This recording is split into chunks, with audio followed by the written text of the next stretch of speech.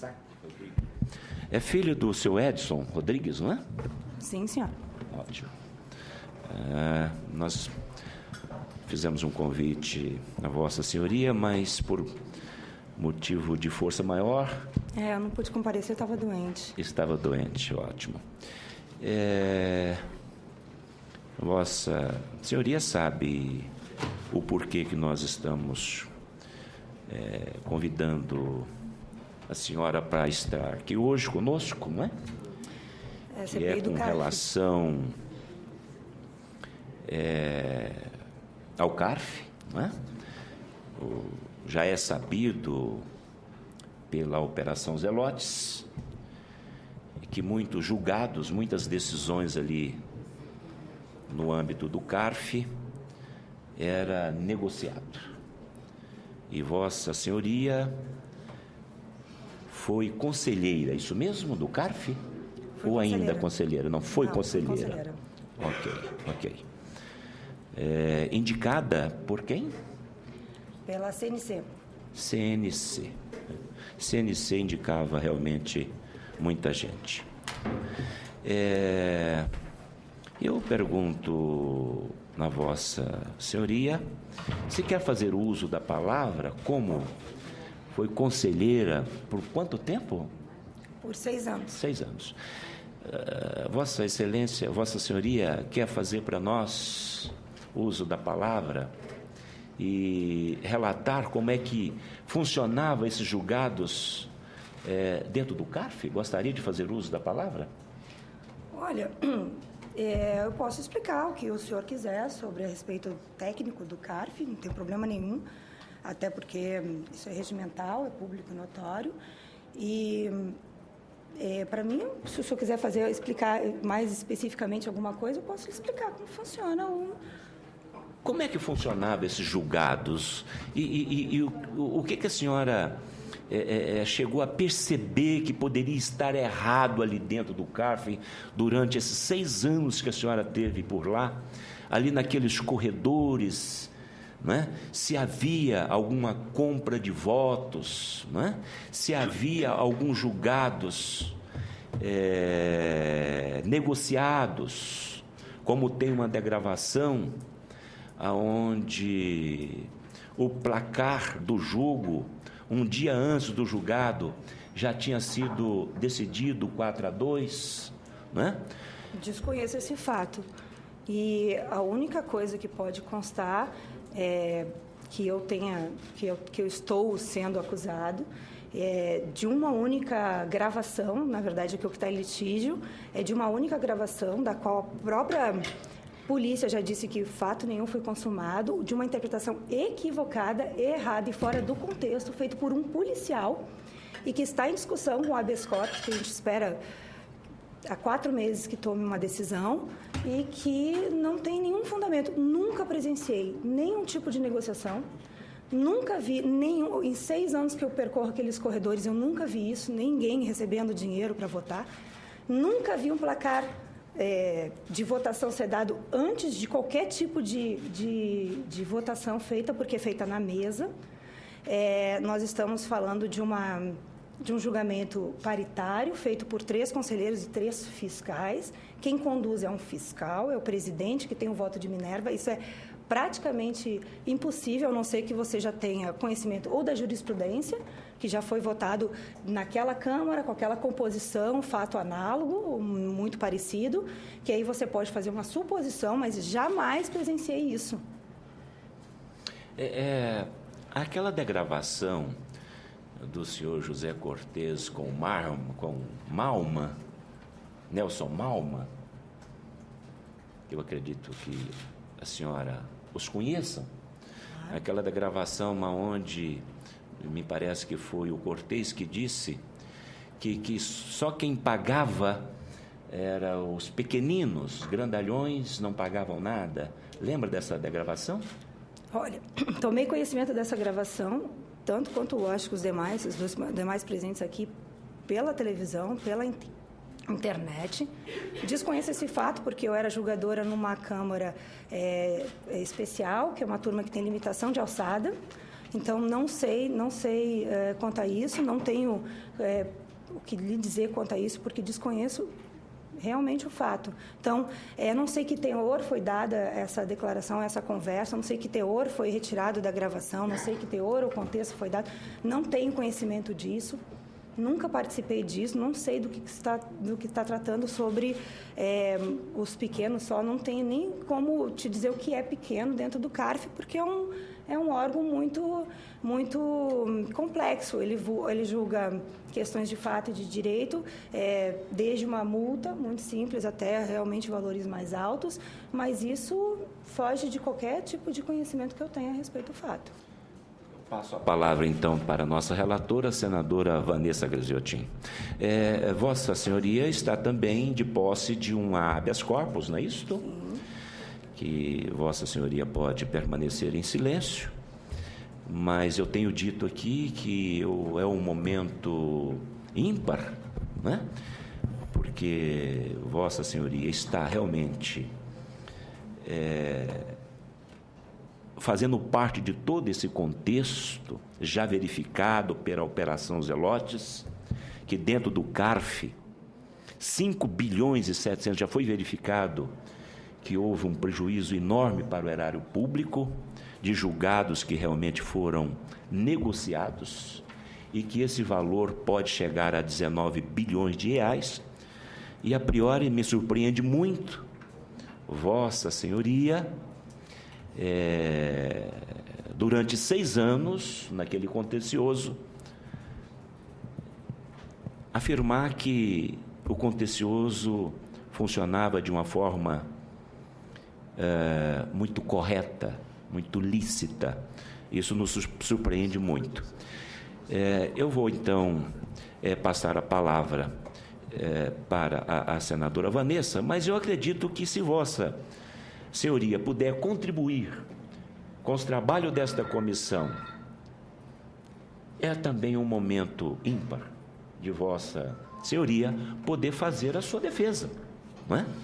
O senhor, seu pai, esteve conosco, o senhor Edson, né, que também permaneceu calado, que também está no bojo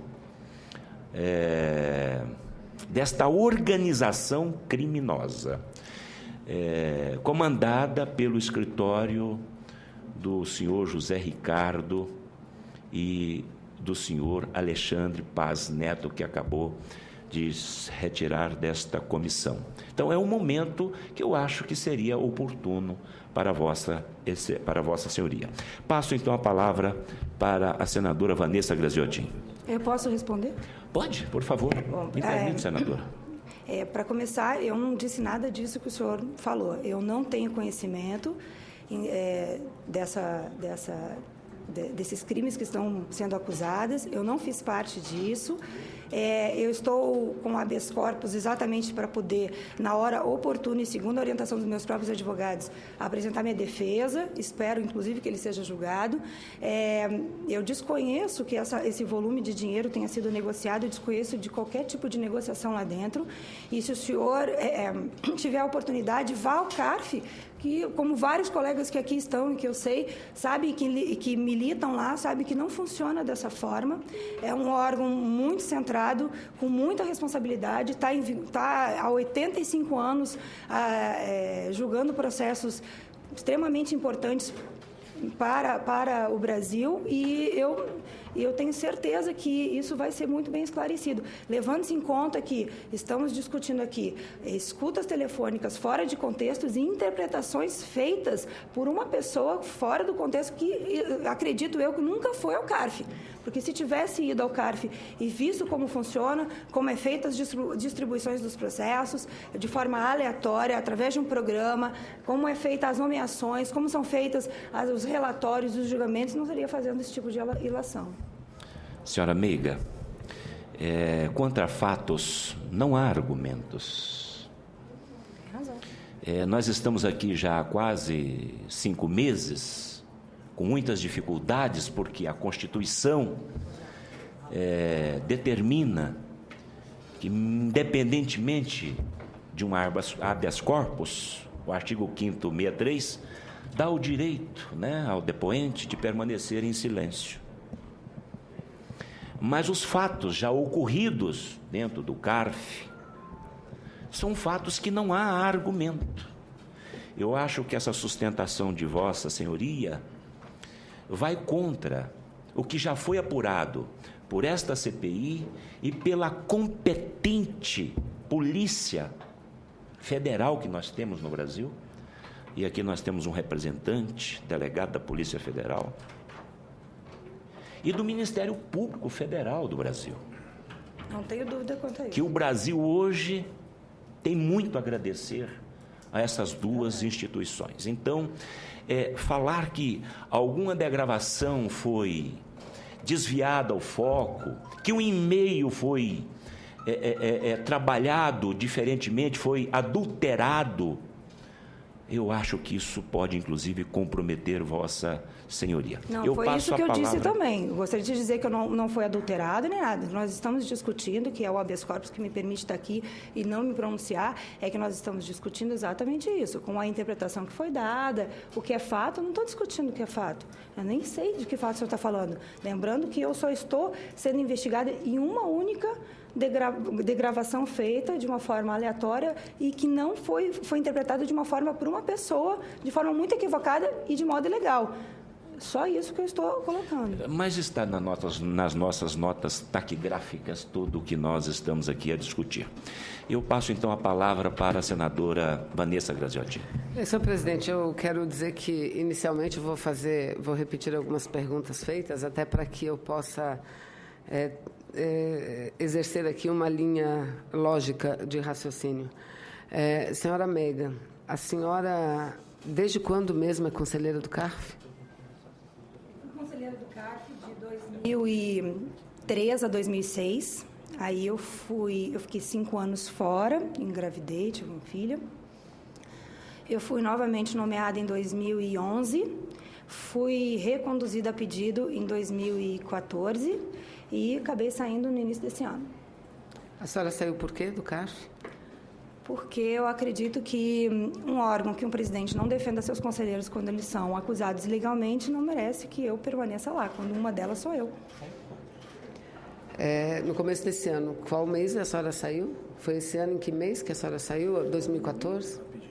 Foi a pedido, eu saí a pedido e foi, acho que início de abril ou março, não estou bem lembrada. De 2015 ou 2014? 2015. Agora, de 2015. Foi Isso. após a publicação da resolução, da decisão da OAB que impede que conselheiros... Não, essa foi em 30 de abril, eu já não era mais conselheira.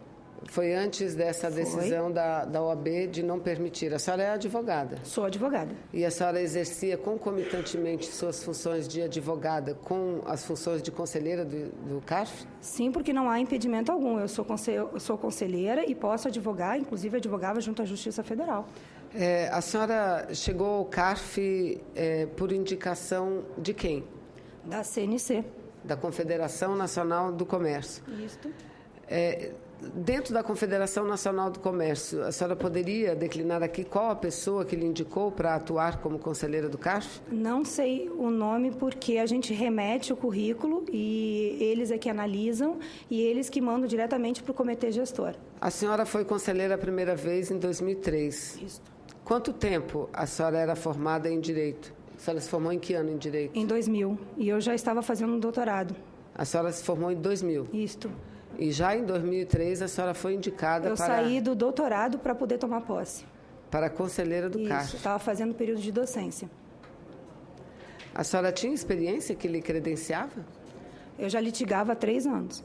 A senhora acha que 3 anos é experiência suficiente para alguém chegar a um posto tão importante, julgar processos tão volumosos? Eu acredito que na época isso não foi nem aventado, porque não era necessário e hoje em dia é um requisito, foi mudado depois disso, não foi mudado na época. A senhora sabe se havia outros indicados quando a senhora estava indicada? A senhora tem conhecimento? Tenho conhecimento que é uma lista tríplice. Agora, quem são, não sei. A senhora conhecia o currículo deles? Não, a gente não tem acesso. Eles eram formados há menos tempo que a senhora? Não tem acesso a isso. Não tem acesso. Era bom e importante, presidente, que nós pudéssemos fazer uma análise dessas listas e qual era a forma. Quem é senhor Edson Pereira Rodrigues? Meu pai. Seu pai. Ele também era conselheiro do CARF? Foi conselheiro. A senhora sabe por quanto tempo? Por 9 anos. 9 anos. O período a senhora pode nos dizer? Gente, eu não tenho muito bem noção. Acho que foi de 97, 96, por aí em diante. Não tenho muito bem noção de quando foi a nomeação dele, porque ele foi nomeado primeiramente para ser superintendente da primeira região, eu acho. E aí não assumiu, aí depois ele ficou 40 dias itinerante e aí depois ele foi reconduzido. Então não tenho bem noção de quando saiu a nomeação dele para o CARF. O seu pai, a profissão dele? Hoje, atual? Não, a profissão, o que ele exercia? Ele tinha função pública? Ele era fiscal da Receita Federal. Somente fiscal da Receita Federal pode ser presidente do CARF. E a senhora acha que o fato da senhora ser filha do senhor Edson teve influência na sua indicação para o CARF? Nenhuma, nem ele sabia. Nem ele sabia? Não. Engraçado, né? Porque aqui a gente já viu que é uma sucessão hereditária. Aliás, não podemos caracterizar como hereditária, né, presidente? Porque, em alguns casos, a secretária do escritório do conselheiro é que vira conselheira também, não é? Então, é uma coisa, assim, interessante. A senhora nos dizer que seu pai nem sabia e não teve nenhuma influência na sua indicação, eu considero isso, no mínimo, instigante, no mínimo. A senhora... Posso lhe esclarecer? A senhora é a senhora própria que redige os seus votos? Todos eles. A senhora nunca pediu a ajuda de ninguém? Nunca. Para nem colaborar na elaboração dos votos que Vossa Senhoria proferia no CARF? Nunca. Inclusive, a minha redação é muito característica e você pode verificá-la em todos os meus votos. Então, a senhora se diz que nunca pediu ajuda de ninguém, a senhora nunca pagou a ninguém para escrever votos ou lhe ajudar na confecção dos votos? Nunca tive nem estagiário, nunca. Como que a senhora poderia falar um pouco para a gente aqui da CPI porque até então o conselheiro do CARF, eu não quero me referir aqui aos agentes públicos diretos, todos são agentes públicos, mas não aos diretos, aqueles que têm cargo público, no caso, os auditores, mas aos demais, que no geral são advogados ou atuam em outros escritórios de contabilidade, não é? O que levava a pessoa a ser do CARF? Ter trabalho não era pouco trabalho, era muito trabalho sem ganhar absolutamente nada. Pelo contrário, as pessoas, os conselheiros, tinham que gastar dos seus próprios recursos para exercer aquela função. O que leva a isso que a gente precisa entender um pouco melhor essa situação? A área tributária é uma área muito árida e a jurisprudência muda com muita facilidade. Hoje em dia, então, nos últimos anos, quem acompanha muito de perto o CARF sabe disso, que a mudança de um conselheiro ou tanto do fisco quanto dos contribuintes muda quase toda a jurisprudência. Acompanhar isso sempre foi algo que é muito importante para o advogado que milita nessa área, que estuda direito tributário, que gosta disso. E então estar ali e estar julgando e saber a jurisprudência, ter noção disso, acompanhar é muito importante. Essa é a principal objetivo de quem... A experiência. A experiência. A captação de clientes também? Olha, eu não sei te explicar isso porque eu nunca fiz isso lá. Nunca captei cliente por lá. O que eu posso lhe dizer é que a gente conhecia muito o direito tributário e a jurisprudência, e isso é muito importante. Até para quem vai litigar junto até a Justiça Federal é muito importante, porque não raro o STJ mesmo utilizou de votos do próprio CARF para dar andamento e decidir. Então, isso era muito importante. E a jurisprudência lá muda muito. Atualmente muda muito em função de que a mudança do CARF, essa nova renovação que teve do regimento, fez com que algumas exigências viessem, como ter 5 anos de experiência para poder virar conselheiro, que antes não era regimental, e também porque limitou. Você podia ser reconduzido até 3 vezes e só. só. Então, o que acontecia? Muitas vezes as pessoas não eram reconduzidas e aí, então, mudava-se o conselheiro, mudava-se a jurisprudência. E isso acontecia com muita frequência. Antigamente, o conselheiro tinha 27 anos de casa, tanto físico quanto contribuinte. E a jurisprudência era mais consolidada e a segurança jurídica também. Então, você já sabia mais ou menos como estava o andamento ou o julgamento do CARF, como era a tendência em determinada matéria. Com essa alteração do regimento, onde houve mais essa volatilidade, os conselheiros nomeados passaram a ser mais alternados. Então, por conta disso, a jurisprudência, você acompanhar a jurisprudência... A senhora, o seu pai, ele era da Receita Federal e a formação dele era em Direito também? Ele tem 4 cursos superiores, entre eles o de Direito. O de Direito. E seu pai, ele possuía alguma empresa? Ele era sócio, proprietário de alguma empresa? Olha, eu não tenho como te responder isso. Eu acredito que ele esteve aqui, né? Vocês não fizeram essas perguntas para ele? A empresa SGR Consultoria Empresarial? Não conheço, nunca fui. Inclusive, quando surgiu tudo isso, que eu só descobri pelo processo, eu nem morava aqui. A senhora não conhece a empresa SGR Consultoria Empresarial? Eu não morava aqui, querida. Eu morava na Bahia. Querida, não. Eu sou uma senadora. Desculpa, a senhora, por senadora, favor. Perdão. Mas eu não morava aqui. Eu não sei, eu não tenho conhecimento disso. Eu não conheço essa empresa. E a senhora ficou nervosa por quê, quando eu fiz essa pergunta? Não, porque seu advogado, porque seu advogado teve que lhe orientar nessa, porque a senhora é tão fluente. Não responde absolutamente mais nada. Seu advogado é tão fluente, por que a senhora assim perdeu um pouco o equilíbrio? Não, o senhor não tem direito à palavra. A senhora não vai responder mais nada.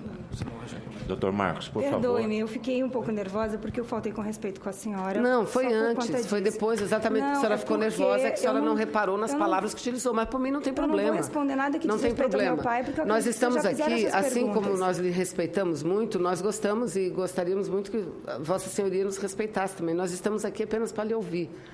Nós não queremos lhe colocar em nenhuma situação delicada, não queremos lhe tratar com qualquer desrespeito, de forma pejorativa, de jeito nenhum. Mas eu volto a perguntar à senhora. O seu pai era sócio na empresa SGR Consultoria Empresarial. A senhora sabe onde que ficava essa empresa localizada? Não. Não sabe o local da empresa. A senhora nunca trabalhou na empresa? Nunca. A finalidade da empresa, a senhora sabe nos dizer? Não sei.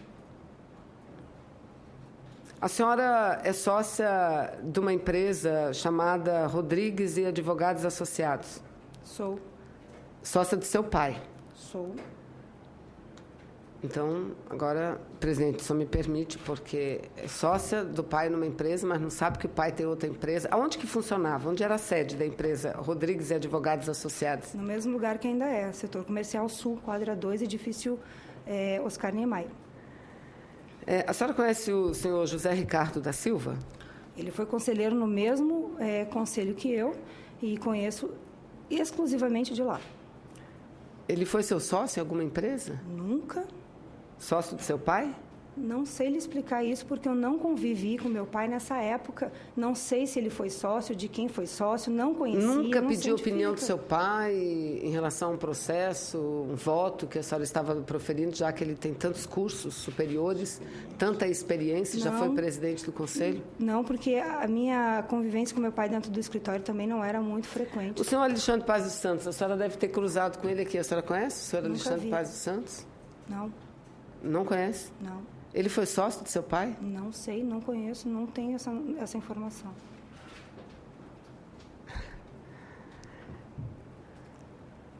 Ele trabalhava ou frequentava o escritório que a senhora é sócia com seu pai, da Rodrigues e Advogados Associados? Eu nunca ouvi, não sei, não conheço. A senhora já vendeu ou tentou vender vista de processos que tramitam no CARF? Nunca. Nunca. A senhora e o seu pai já tentaram manipular julgamentos no CARF ou comprar algum conselheiro? Nunca.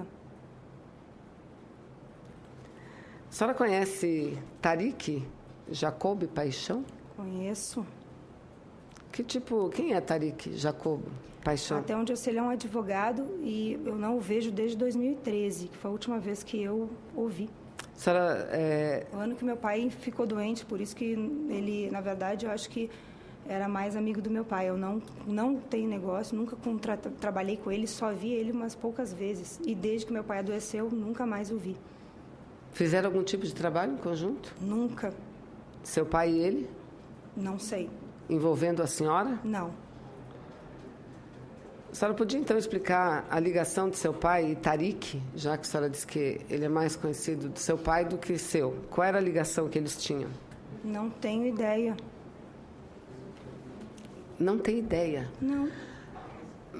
Senhora Megan, a senhora me desculpe, mas eu não sei qual é a linha que a senhora está adotando, porque a senhora está respondendo algumas perguntas que não convencem nem a mim e a nenhuma criança que esteja ouvindo.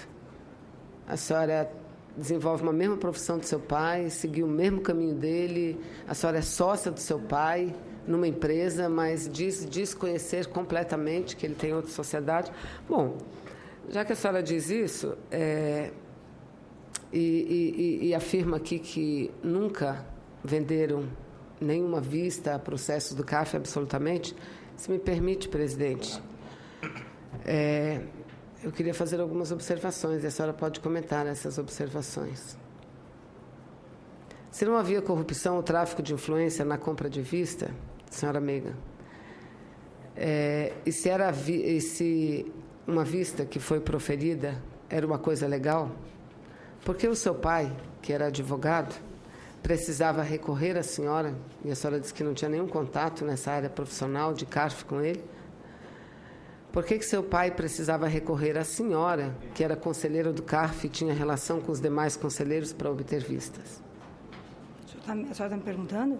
Sim. Eu desconheço essa observação e acredito que não foi nada disso. A minha relação com meu pai, a gente trocava muitos ensinamentos, digamos assim, até porque ele tinha realmente um vasto conhecimento e tem um vasto conhecimento tributário. Nunca especificamente sobre nenhum tipo de processo. E nunca nenhum tipo de processo que eu estava julgando e eu nunca negociei nenhum tipo de vista. Advogado de uma empresa, advogado que atue defendendo uma empresa perante o CARF, tem direito de pedir vistas? Não. Pelas regras? Não. Só quem pede vistas são... Depende da vista que a senhora está falando. A vista do julgamento? Do processo. A vista do processo, qualquer advogado pode ir no setor de documentação e pedir vista do processo. E por que o seu pai... Perfeito. E por que seu pai, sendo advogado, já não estando mais no CARF, mas atuando para empresas, por que ele pedia da senhora para pedir essas vistas? Por que ele tinha que recorrer à senhora, que era conselheira, para pedir essas vistas e não fazia diretamente como advogado? Não sei, desconheço. A senhora consideraria, se caso isso acontecesse, como algo que poderia ser caracterizado como tráfico de influência? De jeito nenhum. Então, quando uma pessoa pede para outra para pedir vistas, não é tráfico de influência, na sua opinião? Quando um advogado recorre a outro advogado para ir ao setor de documentação, juntar uma procuração da empresa e pedir cópias do processo, que seriam as vistas para olhar o processo, isso não é tráfico de influência. Isso aí é legal e é a atuação de qualquer advogado. Mas eu estou aqui lhe questionando, não o fato do advogado pedir, porque ele poderia perfeitamente pedir vista diretamente, mas quando ele recorre a uma julgadora, no caso a senhora ainda continua achando que isso não é tráfico de influência? Até porque, muitas vezes, eles... no meu escritório, a gente já passou a atender muitos outros escritórios para fazer essa parte técnica em que eu mandava geralmente a secretária lá com a própria procuração do advogado para tirar uma cópia, porque o CARF ficou fechado durante um ano. E ele não estava funcionando, não tinha como você ter acesso a outras jurisprudências, para fazer paradigma para recurso e tal. Então, muitas vezes, eu juntei procuração através de secretária e tal, porque o meu escritório fica muito perto do CARF, para tirar cópias do processo, que não é nenhum tipo de tráfico de influência, porque eu não lido com julgamento, não é lidado com, assim como pode ser eu... A senhora já pediu para alguns colegas seus julgadores pedir vistas em processos que seu pai advogava? Não. Seu pai nunca lhe fez nenhum pedido nesse sentido? Não. Que a senhora solicitasse de colegas seus que pedisse vistas? Bom, então vamos lá. No mês de setembro, seu pai, no mês de setembro, dia 23 mais precisamente, ele conversa ao telefone com o senhor Tariq, que é advogado, como Vossa Senhoria mesmo relatou, e que trabalhava com seu pai, que lhe pede para conseguir mudar a data de um julgamento através de um pedido de vistas. Processo esse, que sabemos, ele mesmo informou, aí tem o número do processo, 19.515.721.802 de 2011, tracinho 46, da empresa Lasertec Comércio e Importação de Eletrônicos, que seria julgado na segunda turma da terceira Câmara da primeira sessão de julgamento do CARF, que não, por coincidência, tem como um dos seus integrantes o conselheiro Guilherme Polastri. A senhora já ouviu falar na empresa Lasertec? Sobre este fato, eu não posso responder, porque estou amparada pelo habeas corpus e seguindo a orientação do meu advogado, porque é o que nós estamos discutindo na Justiça. A senhora conhece o conselheiro Guilherme Polastri? Conheço quase todos os conselheiros que lá estão. Desculpa. Cadê? Está muito para trás. Conheço quase todos os conselheiros que estavam no CARF na época que eu era conselheira. Se não pessoalmente, de nome ou por ter sido relator em algum processo bem interessante, que estava em voga. Então, mais ou menos por isso. Eu ouvi a senhora falando assim com muita contundência que a senhora está envolvida no processo e que esse envolvimento é equivocado, porque houve ilação incorreta, leitura errada, fora do contexto, por parte da autoridade pública e investigadora que analisou o seu caso. Então, já que a senhora falou isso, vamos ver alguns fatos aqui.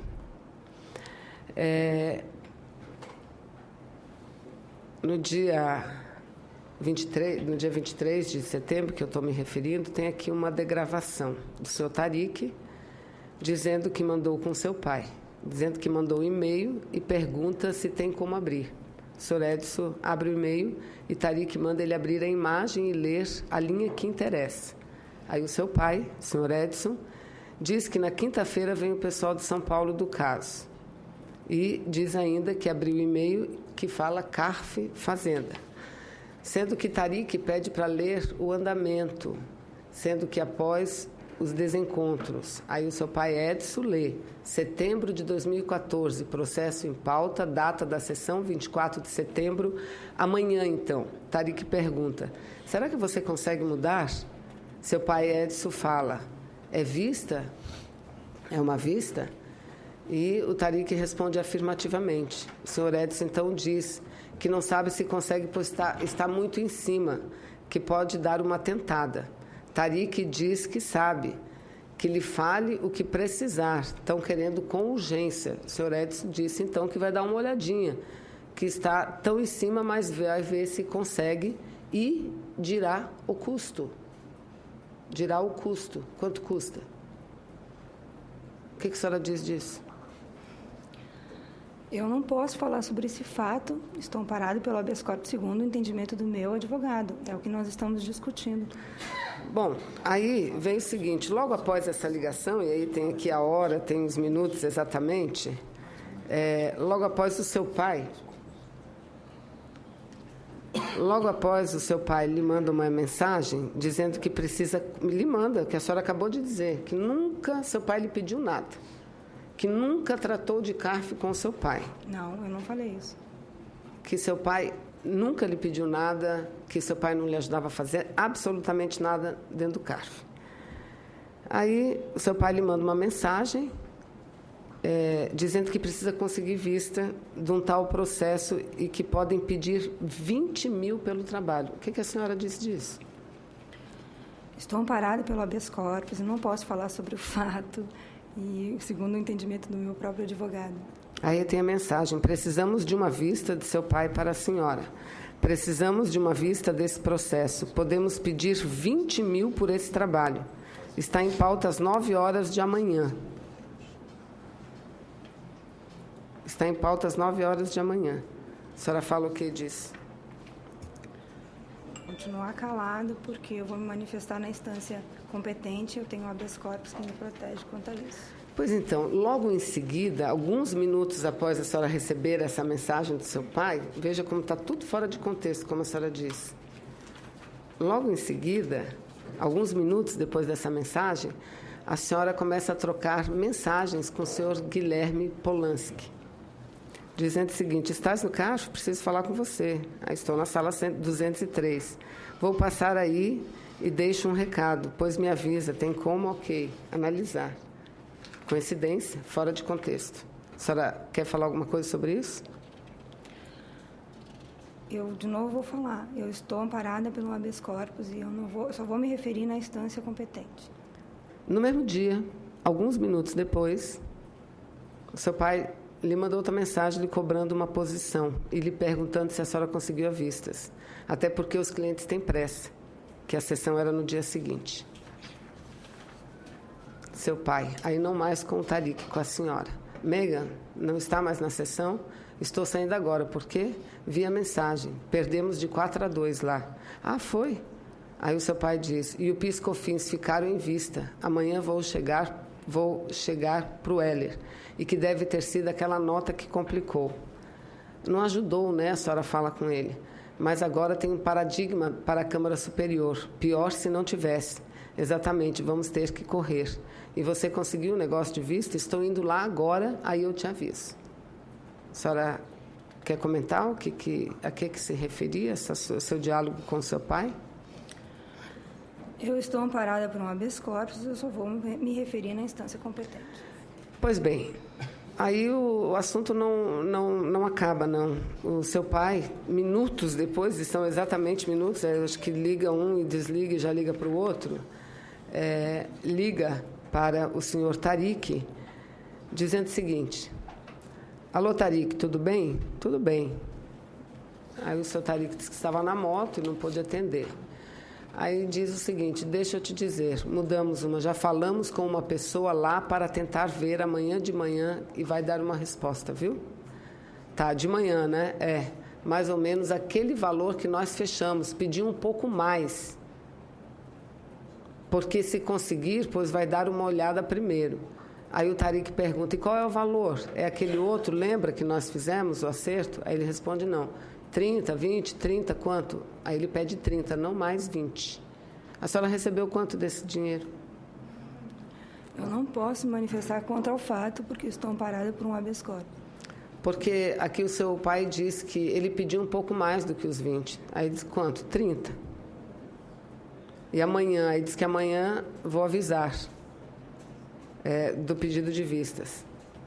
Bom, a partir das 19 horas, aí a senhora, usando uma linguagem cifrada, como se estivesse falando de um processo do Superior Tribunal de Justiça, volta a trocar mensagens com o Guilherme, no sentido de dizer que estava esperando a resposta amanhã e ele diz que dará a resposta.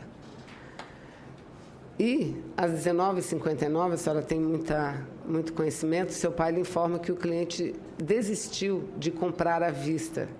E a senhora, inclusive, ressalta que já havia falado com a pessoa, e no caso o Guilherme. O que a senhora diz disso? A senhora acha que isso está tudo fora de contexto? Eu estou amparada por um habeas corpus. E em seguida... Eu estou amparada por um habeas corpus. Não tem nada a ver com isso. E por isso que eu vou ficar calada. Aí a senhora, às 20 horas, envia outra mensagem para o senhor Guilherme Polastre, dizendo para ele: Polastre, pode esquecer, a pessoa desistiu. Então nem perde tempo analisando o processo. Isso é tráfico de influência, na sua opinião? Pode ser caracterizado? Eu não pratico tráfico de influência. E como eu estou amparada por um habeas corpus... É corrupção? O fato investigado a minha pessoa que está sendo investigado, o fato que está sendo investigado com a minha pessoa não é corrupção. A senhora tem contas, imóveis ou empresas no exterior? Está tudo declarado no meu imposto de renda. No Panamá, a senhora tem alguma propriedade? Não. No Panamá não tem. Nos Estados Unidos? Está declarado no meu imposto de renda.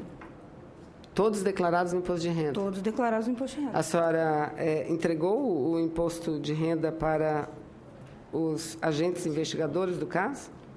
Todos eles. Inclusive, isso é um objeto que eles nem podem pedir, né? Porque eles têm acesso. mas eles levaram. Seu imposto de renda.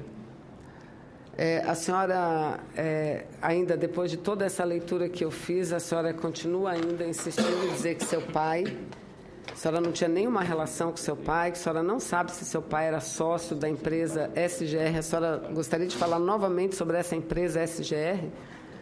De quem seu pai era sócio juntamente com o senhor Alexandre Paes? Eu mantenho o que eu já disse. Senhor presidente, eu acho que nós tivemos uma boa oitiva, viu? Diferente das outras, uma boa oitiva e que, sem dúvida nenhuma, deverá contribuir muito para os nossos trabalhos. Sei Obrigado. Que Vossa Excelência tem perguntas, então Obrigado, podemos seguir. senadora Vanessa Graziotin.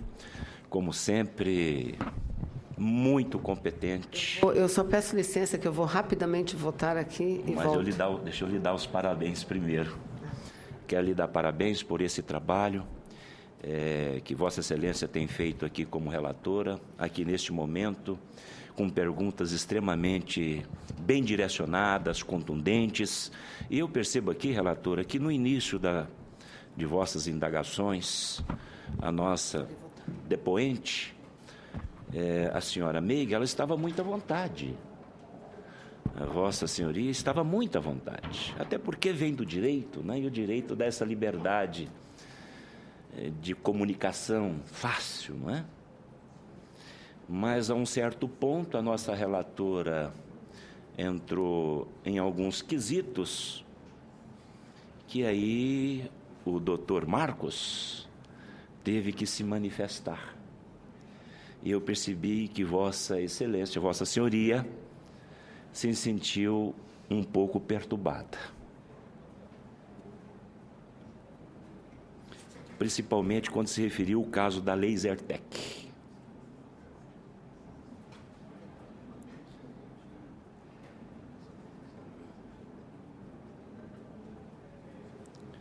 A senhora disse que conhecia, sim, se eu não estou enganado, salvo o melhor juízo, que conheceu o senhor Guilherme Polastri, não é isso?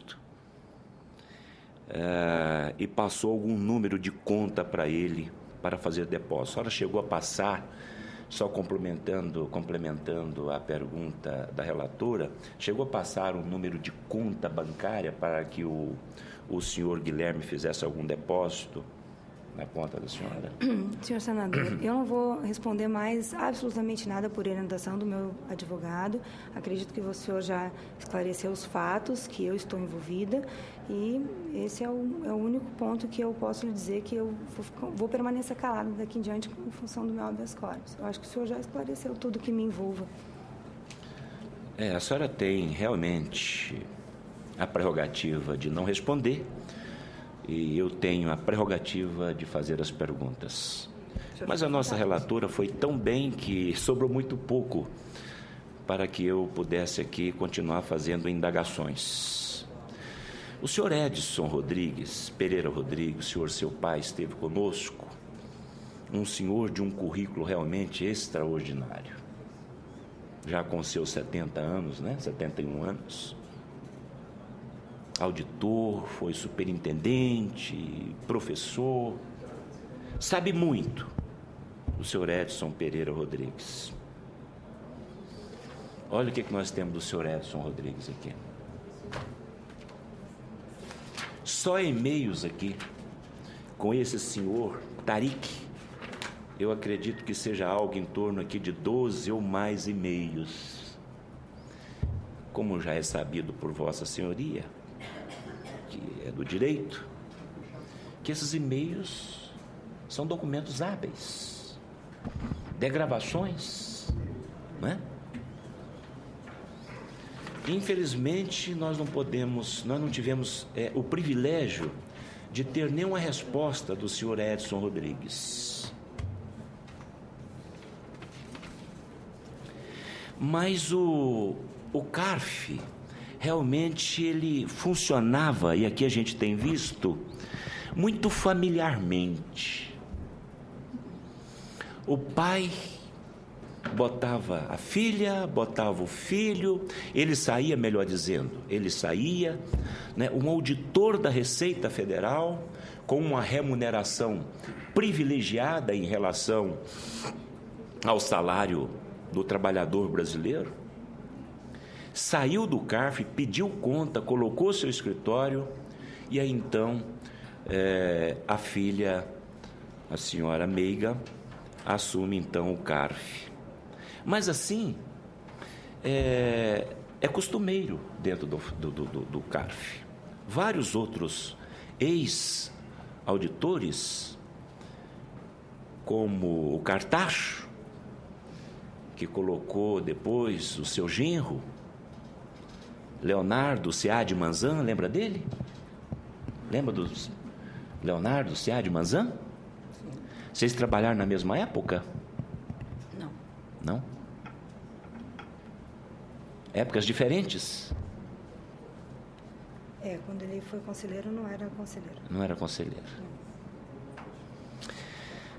Eu posso afirmar, pelo que eu vejo aqui, que o senhor Edson está atolado até o pé. Isso é fato. E ele vai ter que responder ao Ministério Público, aí à Polícia Federal e à Justiça Federal. Eu percebo, senhora Meiga, que o senhor Edson tinha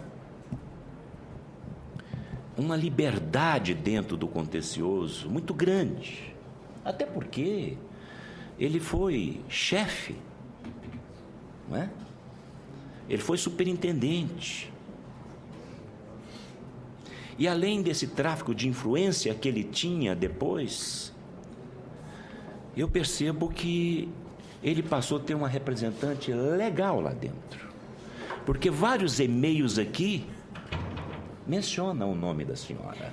Vários e-mails. Eu não quero aqui repetir e nem buscar mais e-mails. Até porque, relatora, eu disse que quando Vossa Excelência chegou no ponto mais delicado das suas indagações, que foi o processo da Lasertec, a senhora Meiga permaneceu então em silêncio a pedido do seu advogado.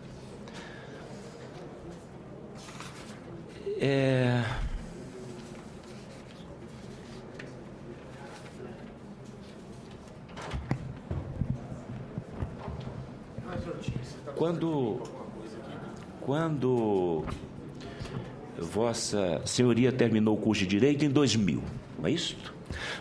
Foi direto fazer, perdoa que hoje eu estou um tanto quanto gripado e um pouco com febre.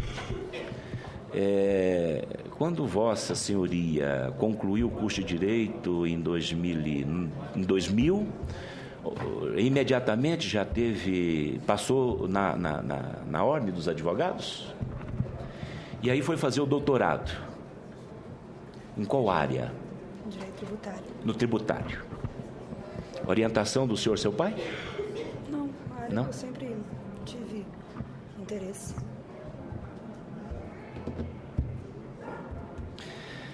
Eu vou solicitar, senhora relatora, aos nossos assessores que faça um pedido para nós de quebra de sigilo fiscal, telemático e também telefônico, né? Pedindo também as últimas 5 declarações de imposto de renda para a gente, na próxima sessão, colocar em julgamento.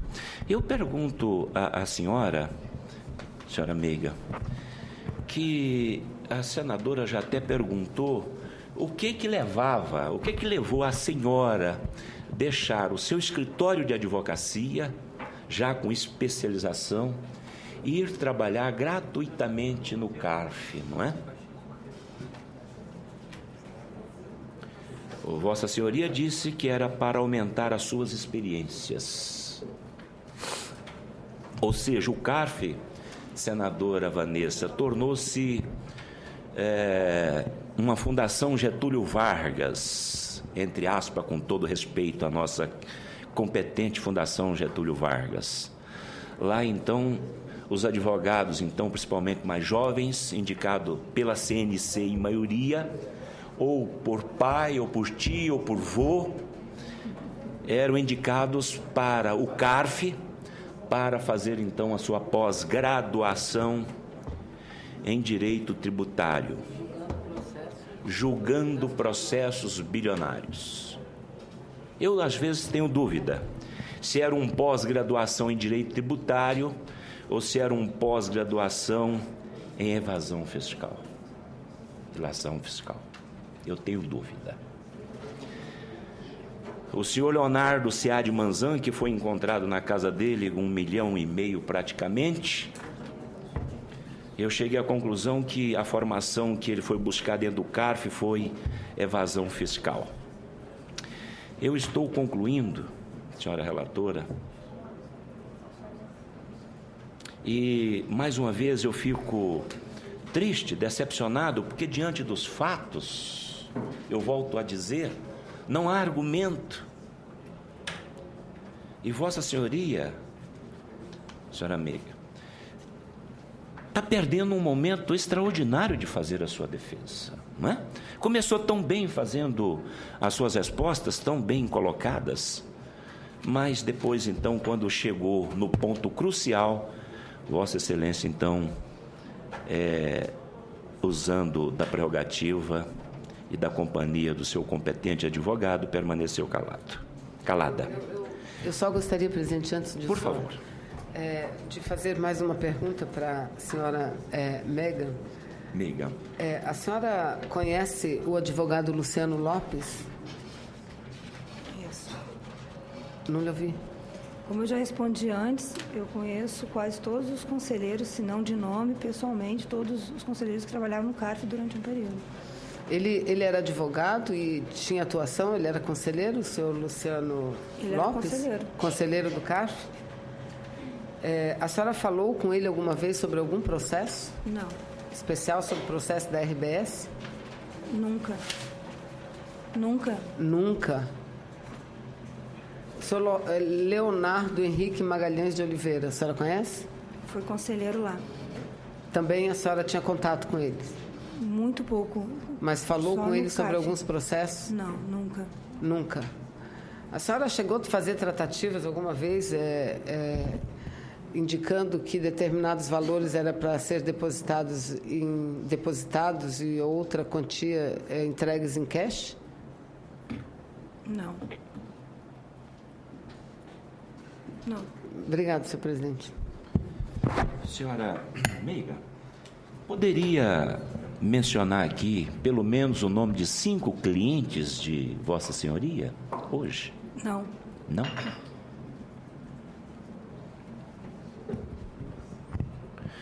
Vossa Senhoria seria capaz de prestar serviço gratuitamente à APAI aqui no Distrito Federal? Com prazer. Com prazer? Podemos, então, fazer um comunicado à APAI dizendo que Vossa Senhoria está disposta a prestar serviço gratuito lá à APAI, nossa aqui do Seria um Distrito prazer. Federal? Podemos fazer esse expediente? Pode. Seria um prazer. Se Ótimo. não impedir o meu trabalho, que eu preciso viver disso, não tem problema nenhum. Eu já fiz trabalho voluntário na minha vida e eu acho isso gratificante. Nós vamos fazer um expediente, então, autorizado por Vossa Senhoria. Fica à vontade. A senhora tem filhos? Tenho. Quantos? 1, A idade dele? 5. 5. O fato da senhora estar envolvida juntamente com o senhor, seu pai, vô, a senhora se sente bem diante desse quadro quando a senhora chega em casa e olha o seu filho? Eu sou inocente, então não tenho por que me sentir nenhum tipo de constrangimento nem nada disso.